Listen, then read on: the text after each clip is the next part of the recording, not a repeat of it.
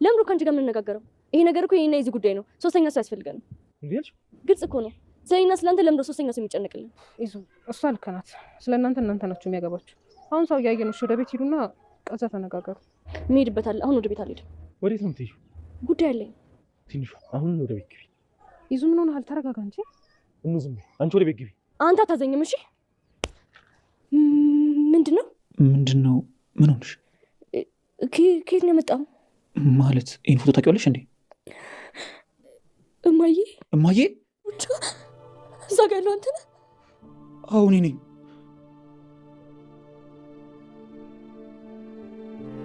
ይህች እኮ እኔ ነኝ። ምን ማለት ነው? ማነሽ አንቺ? እዩ ብቻ ወንድሜ ነው። እኔ አንቺ ወንድም ልሆን አልችልም። በፍጹም ቡቻ፣ ትንሿ እኮ ያንተ እህት ናት። በፍጹም እሷ የኔ ልትሆን አልችልም። እኔ እህቴን እንዲህ ላሰቃያት አልችልም። ማናት እህት? ትንሿ እህቴ ናት። ይዙ አፍህን ዝጋ አልኩህ እኮ፣ ዝም በል። እርጉዝ ነበርኩ አይደል? ጆሲ የት ነው? መልስልኝ። ይዙ እርጉዝ ነበርኩ አይደል?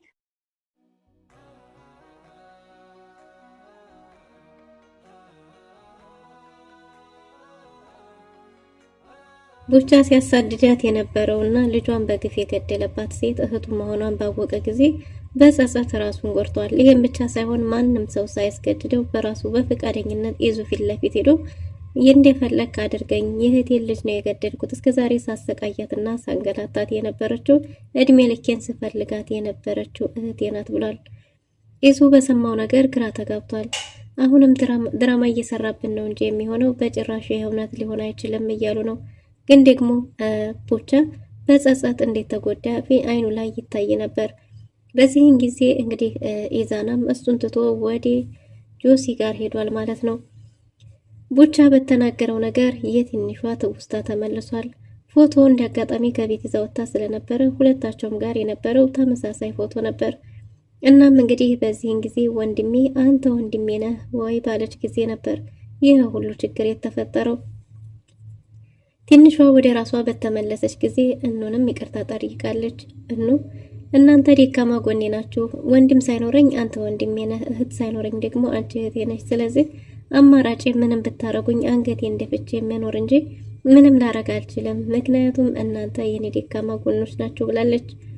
ሰላም ጤና ይስጥልን ውድና የተወደዳችሁ እንደምን አላችሁ? በያላችሁበት የዓለም ዳርቻ ሰላማችሁ ፍዝት ይበል እያልን በአዲስ መጣን። በቅንነት ላይክ፣ ሼር፣ ሰብስክራይብ እያረጋችሁ ቤተሰብ አድርጉን። ትንሿ ባለማስተዋሷ የተነሳ ብዙ ከባባድ ችግሮች ተፈጥረዋል። ግን ደግሞ ዋናውና ደስ የሚለው ነገር በዚሁ ምክንያት እሷ ጆሲ ቤት ባትሄድ ኖሮ ይህን ሁሉ ነገር መፈታት አይችልም ነበር። ትንሿ ካዩ ጋር ያላት ጓደኝነት እጅጉን ጠንክሯል። ቤት ውስጥ ምንም ኮሽታ በተፈጠረ ቁጥር ሂዳ የምታማክረውም እሷን ሆኗል። እናም በዚህን ጊዜ ከቤት ወጣ በሄደች ጊዜ እንደ አጋጣሚ ከቤት በወጡ ጊዜ ኢዛናና አንድ ላይ አግኝተዋቸዋል ማለት ነው። ይህም የሆነው ምንድነው? ከጆሲ ቤት ወጣ አዩ ተከትላ ስለነበረ መንገድ ላይ ቆመው እየተፈጠረ ያለውን ነገር እያንዳንዱንና በዛ ላይ ደግሞ ጆሲም የተናገረው እውነት እንደሆነ ነግራታለች። አሁንም ቢሆን ራስሽን ጠብቂ ብላት እያወሩ ሳለ ድንገት ኢዛና በደረሰ ጊዜ አሁን መሄድ አለብኝ እና ኢዛና እየመጡ ነው፣ በቃ መሄድ አለብኝ ስትል ትንሿም እውነት ስለመሰላት ሁሉም ነገር የትም መሄድ የለብሽም ብላለች። በዛ ላይ ኢዛና ከሷ ጋር ደግሞ ምን ታረጊያለሽ ባላት ጊዜ ምድር ላይ ያለችኝ ብቸኛው እንደ ጓደኛም ጓደኛ እንደ እህትም እህት እሷ እንጂ ሌላ ማንም ሰው ሊረዳኝ አይችልም። እናንተ በጎዳችሁኝና ባገለላችሁኝ በገፋችሁኝ ጊዜ ከጎኔ ሰፎና የተገኘችልኝ እሷ ናት ብላለች። ይሄ ቃል ደግሞ ኢዛናን እጅግ በጣም አበሳጭቷታል። ከመቼ ጀምሮ ነው ደግሞ እሷ ላንቺ መልካም ሆና ወይስ መልካም አስባ የምታውቀው? ድሮም ክፉ ናት፣ አሁንም ክፉ ናት። ስለዚህ ቤታችን ገብተን የምናወራው ነገር ይኖራል ብላት ነበር። ግን ደግሞ እሷ አንተ አይመለከትህም፣ አንተ ልታዘኝ አችልም፣ እንደፈለክ አታሽከረክረኝም፣ የእስከዛሬ ይበቃችኋል፣ አሁንም ታይዛችሁ ጭራሽ በአደባባይ የቤቷን ሷችሁ ብላ እኑንም ተናግራለች ማለት ነው። ኢዛና ከአቅሙ በላይ በሆነ ጊዜ በጥፊ ጆሮዋ እስከሚገረጣ ድረስ አገር ጥቷታል። ወደ ቤትም እያለቀሰች ተመልሳ መጣለች። አታዘኝም ብላ እምቢ ብትልም ግን ደግሞ ቤት መሄድ እንዳለባት ባስገደዳት ጊዜ ወደ ቤቷ መጣለች። ወደ ቤት እያለቀሰች መጣ ራሷን ለማጥፋት ሙከራ ስታደርግ ኢዛናን እንግዲህ አንተ ትተኸኛል፣ አንተ ሁሉ ላይ ፍቅር ያለው ከኑ ጋር ብቻ ነው፣ እኑ እስከመጣችበት ድረስ ወደ ቤታችን ሰላማዊ ኗሪዎች ነበርን ብላለች። ትንሿ የተናገረችው ነገር ትንሿ እስከማትመስለው ድረስ ኢዛና እጅግ በጣም ተናዷል። እኑ እየተፈጠረ ያለው ነገር ልክ እንዳልሆነና እንዲህ ማድረግ የለብህም ብለው ነበር። ግን ደግሞ አማራጩ ይሄ ብቻ እንደሆነ ተናግሯል። ቤት ውስጥ ተከታትለዋት የሄዱት እንግዲህ አይ ስሜቷ ጥሩ አይደለም፣ ያቺ የምናውቃት ትንሿ ጠፍታለች፣ ሙሉ በሙሉ ተቀይራለች። ስለዚህ እኛ መታገስ ነው ያለብን። ቤት ሄዳ ደግሞ ምን ልታረግ እንደምትችል አይታወቅምና ወደ ቤት ተከትለን መሄድ ያለብን ብላ ነበር። እነ ወደ ቤት የመጡት ወደ ቤትን በመጡ ጊዜ እንደፈራችው ራሷን የማጥፋት ሙከራ እያደረገች ነበር። ኢዛና እሱን በከለከላት ጊዜ ራሷን በራሷ ስታወድቃለች። እንደምንም እሷን እንድትነቃ ካደረጉ በኋላ አሁንም የሚሄድበት አለኝ ብላ ከቤት ወጣለች። እኑ እስከ መምጣቷ ድረስ እዚህ ቤት ሰላማዊ ኑሮ እንደነበረ፣ አሁን ግን እሷን ትቷት ጉዳዩ ከኑ ጋር ብቻ እንደሆነና ቤቷ ህይወቷ ሰላም እንዳጣ ነፍሷንም ራሷን የማጥፋት ሙከራ ያደረገችውም በእሷ ምክንያት እንደሆነ በተናገረች ጊዜ ለሁሉም እንግዲህ ሆኖባቸዋል። እኛ እስከምናውቀው ድረስ ምንም አይነት የራስ ማጥፋት ሙከራ አድርገሽ አታውቂም፣ እኛ የማናውቀው የተፈጠረ ነገር አለ እንዴ የሚል ጥያቄ አንስተው ነበር። እሷም እንግዲህ አዎ ብላለች ማለት ነው። የዚህ ሁሉ ምክንያት አንቺ ነሽ፣ እንደማታውቂ አታስመስይ፣ ማንም ሰው ሊያዘኝ አይገባም፣ ስለዚህ መሄድበታል ብላ ከቤት በወጣች ጊዜ እኑ አይ ይህች ልጅ መከተል ይኖርብናል፣ ማንን ልታገኝ ከማን ጋር ወደ የት እየሄደች እንደሆነ ልናቅ እንችላለንና እንከተላቸው በሚል ነበር ከቤት የወጡት። ግን ደግሞ እኑ እንዳለችው ከቤት በወጡ ጊዜም አዩ ጋር ነበር የተገናኙት። አዩ ጋር ከተገናኙ በኋላ ቤት ውስጥ ስትሄድ የተፈጠሩት ነገሮች ልክ እንዳልሆኑ አሁንም በድጋሚ ለእኑ ነግራታለች ማለት ነው። እናም በዚህም የተነሳ መሄድ የምትፈልገው ከጆሲ ጋር እንደሆነ፣ ጆሲ ጋር ስትሄድ ደግሞ ከአዩ ጋር መሄድ እንደምትፈልግ ተናግራለች። ተያይዘውም እንግዲህ ወደ ጆሲ ቤት ሄደዋል ማለት ነው። ለጆሲ እኑ በተደጋጋሚ ምክንያቱም አዲስ ሰው እንዳይመጣ ተብሎ ስለነበረ በተደጋጋሚ ስልክ ስትደውል እየተነሳለት አልነበረም። በዚህን ጊዜ ቀጥ ብላ ሰተት ብላ ገብታለች። ቡቻና ጆሲ አረቂያቸውን እየኮመኮሙ በቃ ተዋት የኛን ጊዜ ትሻማብናለችና በጭራሽ አታንሳ ብሎት ነበር። ቡቻና ጆሲ ደስተኛ የሆኑት ትንሿ ቤት ድረስ ሰተት ብላ ሄዳ እሱ የነገራትን እውነት ብላ አምና መቀበሏንና መቅዲ የኢዛናን እንደምትወደው እኑ በራሳቸው በውሸት ሜሞሪ ጭነዋት እንደላኳት ሁሉ ተሳክቶልናል እቅዳችን በሚል አንቨርሰሪያቸውን እያከበሩ ነበር። በዚህን ጊዜ ትንሿ ተመልሳ ከኑ ጋር ሄዳለች። እንዴ የተደበቀው ማንነቱ የጆሲ ወጥቷል፣ ለምን መጣችሁ? እንዴት መጣችሁ? ለምን ተመለሳችሁ? እያለ ጥያቄውን በጥያቄው ላይ ማደራረብ ጀምሯል። ትንሿ ቡቻንም በድሮ ማንነቱ ስለሆነ የምታውቀው እንዴ ቡቻ እዚህ ምን ታረጋለህ ስትለው በድግ ቁጭ እያለ ነበር። ቡቻ ትንሿን አይኗን እያየ አብሯቸው መቀመጥ ከብዶታል። በቃ ሄድ እያለ ነበር። ግን ደግሞ ቡቻም ቢሆን እዛ ቤት የሆነው በነ ይዙ ምክንያት እንደሆነ በትንሿ ምክንያት ተጣልተው እንደሆነ ተናግራለች። ስለዚህ ይሄ የሆነው አንቺን ይሄንን በማድረጋቸው ጆሲንም እሱንንም አሳደውት ነው እዚህ የተደበቀው ብላ አዩ አሳምናታለች። ትንሿም ይሄን ያህል ብላ በሀሳባቸው ተስማምታ ቁጭ ብላለች።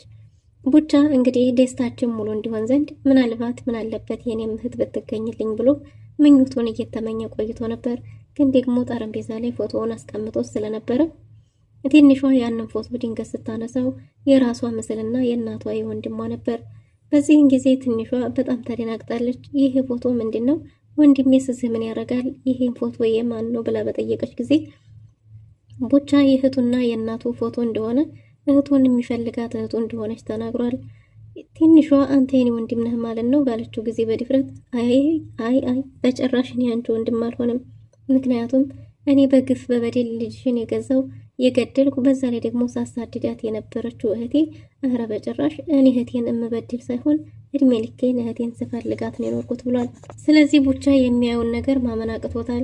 አይ አንተ ወንድሜ ነህ ማለት ነው፣ ወንድሜ ስፈልገው የነበረው እስከ ዛሬ ድረስ ስፈልገው የነበረው በብቸኝነቴ ጎደሎነት ሲሰማኝ እያለች ትንሿ እንግዲህ ያንን ፎቶ ይዛ ወንድሜ ብላለች።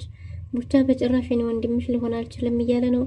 እሷም የያዘችውን ፎቶ ይዛ ስታነጻጽረው የተፈጠረው ነገር ይኸው ነበር።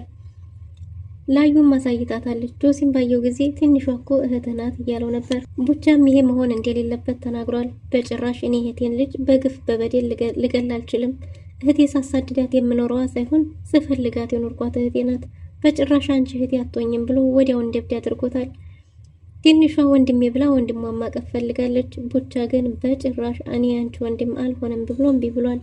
ትንሿ ቡቻ ወንድሟ እንደሆነ እርግጠኛ ብትሆንም ቡቻ ግን ሲያደርገው የነበረው ግፍና በደል አምኖ መቀበል እንዳይችል አድርጎታል። በዚህን ጊዜ እነ ጆሲና አዩ ወንድሟ እንደሆነ ሊያስረዱት ቢሞክሩም እሱ ግን በጭራሽ እህቱን የሚበድል ወንድም መሆን አልፈልግም ብሎ ሲሮጥ እያበደ እንግዲህ ወደ ኢዛና ጋር ሄዷል። ኢዛና እና ኑ እየተከታተሉ ነበር። እዛ ቤት በገቡ ጊዜ እና ቤል ጋር ደውለው እና ቤል ይምጡ እያለች ነው። ኢዛና ግን መግባት አለብኝ እያለ ነው። አይ እንደዛ መሆን የለበትም እና ቤል ይምጡና ከዛ በኋላ እንገባለን፣ ካንተ ሲተርፉ አሳልፈን ለህግ እንሰጣቸዋለን እያሉ እየተመካከሩ ሳለ ቡቻ ድንገት አጠገባቸው እግራቸው ስር ሄዶ ወድቋል። ኢዛና የሆነ ያለው ነገር ግራ አጋብቶት ዝም ብሏል። እና ኢዛናም በምን ድፍረት ነው እዚህ ፊት ለፊት ድረስ የምትመጣው? እኔ ልመጣልህ ነበር እኮ መልፋት አልነበረብህም ባለ ጊዜ እንደፈለክ አድርገኝ፣ እስከዛሬ ድረስ እጫወትባት የነበረውና በግፍ የገደልኩት የእህቴ ልጅ ነው ብሎ ተጸጽቶ ወድቋል። አሁን ደግሞ ምን አይነት ድራማ ነው የምትሰራው ብለው ማናቸውም ሊያምኑት አልቻሉም። እሱም አሁን ላይ ድራማ የሚሰራበት አቅም ጉልበት እንደሌለው ተናግሯል። ትክክለኛ እህቱ እንደሆነች የገደለውም የእህቱን ልጅ እንደሆነ ተናግሯል። ኢዛና በደበደበው ጊዜም እንደስከዛሬው መጋጠምን ሳይሆን እንደፈለገ ያድርገኝ፣ ከበደሌ አንጻር ይሄ ለኔ ምንም ነው፣ ስለዚህ እንደፈለክ አድርገኝ፣ የገደልኩት የእህቴን ልጅ ነው የእህቴን ልጅ ነው እያለ ማልቀስ ጀምሯል። ጨርቁን ቀዶ ሊያብድም ምንም አልቀረውም። ራሱን እየደበደበ ምን አይነት ሰው ነኝ? እስከዛሬ ድረስ ስፈልጋት ስጠብቃት የነበረች እህቴን ልጅ በግፍ ገድያለሁ፣ እኔ ምን አይነት ሰው ነኝ እያለ በራሱ መጸጸት ጀምሯል ማለት ነው። እና ኢዛና ግራ ገብቷቸዋል። ይሄ ልጅ እውነቱን ነው እንዴ ምንድነው እያለው ባለ ጊዜ ትንሿም እነ ጆሲ ቤት ቁጭ ብላ ልጅሽን ገድዬብሻለሁ እያለ ሲል ስለነበረ ማን ነው እርጉዝ የማን ነው ልጅ እያለች ነበር። አዩ በጣም ተደናግጣለች። ጆሲም እንደዛው የተለያየ ምክንያት ሊነግሯት ቢፈልጉም እዛው ጆሲ ቤት እያለች ማስታወስ ጀምራለች። ልጅን የገደለው አንተ ነህ እያለች ነበር ጆሲን። ከዛም ስትሮጥ መታ ወደ ኢዛና ጋር በመጣች ጊዜ እንግዲህ እግራቸው ስር ወርቆ ነበር። ማን ነው እርጉዝ የማን ነው ልጅ የማን ልጅ ማን ነው የገደለው እያለች እና ኢዛናን እየጠየቀች ነበር። ሁላቸውም ለመመለስ ግራ ገብቷቸው ዝም ብለዋታል። ቡቻም መጠየቅ ካለብሽ እኔን ጠይቂ፣ ምንም ነገር ማለት ካለብሽ እኔን በይኝ፣ እኔ ነኝ የገደልኩት ልጅሽን፣ ማናቸውም አይደሉም እኔ ነኝ እያለ ነው። የራሴን የማጥፋት ሙከራ አድርጌያለሁ ወይ ብላ ነበር። ለምንም ነገር ምላሽ አልሰጧትም። ለራሷ ጥያቄውን መልሰዋለች። ቡቻም የበደላት እሱ እንደሆነ ግፉንም ሲያደርስ የነበረው እሱ እንደሆነ እየተናገረ ነው። ወንድሟም እንደሆነ እንግዲህ እሱ አረጋግጣለች። ስለዚህ ወንድሟ ስለሆነ በስራው በህግ መቀጣት እንዳለበት ወስና፣ ግን ደግሞ በሷ በኩል ያለውን ይቅርታ አድርጋለታለች። በመጥፎ አጋጣሚ ቢሆንም ትንሿ ለዘመናት ስትፈልገው የነበረውን ወንድሟን አግኝታለች። ጆሲን እንግዲህ ቡቻና ኢዛናና እናቤል ገብተው ጆሲንም የሚገባውን ቅጣት ሰጥተውታል። አዩ በበር ወጣ በበር አመልጣለች። በሌላ በኩል እንግዲህ ጆሲና ቡቻ ላሳልፈው ለህግ ሰጥተዋቸዋል። ሁላቸውም በጥፋታቸው እንዲቀጡም ተወስኗል። ትንሿ ለወንድሟ ይቅርታ አድርጋለት እየተመላለሰች እየጠየቀችውም ትገኛለች። በዛ ላይ ደግሞ በጸጸትም በራሱን ጎርቶ ስለነበረ እያስታመመችው እየተመላለሰች እዛው እስር ቤት እየጠየቀችው አሁን ወደ ማገገም ደረጃ ደርሷል ማለት ነው። ቡቻ ባደረገው ነገር እንግዲህ እድሜ ልኩን ጸጸት ይዞታል። ጆሲንም የተገቢውን ቅጣት እና ቤል ከቀጡት በኋላ አሳልፈው ለህግ ሰጥተውታል። ሰፈሩ መንደሩ ሰላም አግኝቷል። ትንሿ እኖን ይቅርታ ጠይቃለች። መቅዲም እንደ ድሮ እህቴ ብላ ትንሿን ማቀፍ ችላለች ማለት ነው። ኤደንም ስትጠብቀው የነበረውን ስትከተለው የነበረውን ሳይፈልጋት ስትፈልገው የነበረውን ማክንም እንግዲህ ፍቅሯን ተቀብሏታል። ማክ ለራሱ ያሳለፈው ብዙ ከባድ ጊዜዎች ከባድ ቁስሎች እንዳሉት ተናግሯል። ግን ደግሞ ከዛ ጭንቀትና ሀሳብ ለመውጣት በተደጋጋሚ ኤደን ተስፋ ሳትቆርጥ ስትጥር በነበረበት ጊዜ ሀሳቧ ተሳክቶላት ምርጥ ጥንዶች ወጥቷቸዋል። አቤልና እኑም በፍቅራቸው ቀጥለዋል። መቅዲና ሉላም እንግዲህ እንደምን ጊዜውም እየተቀጠለጠሉ በፍቅራቸው እዚህ ደርሰዋል።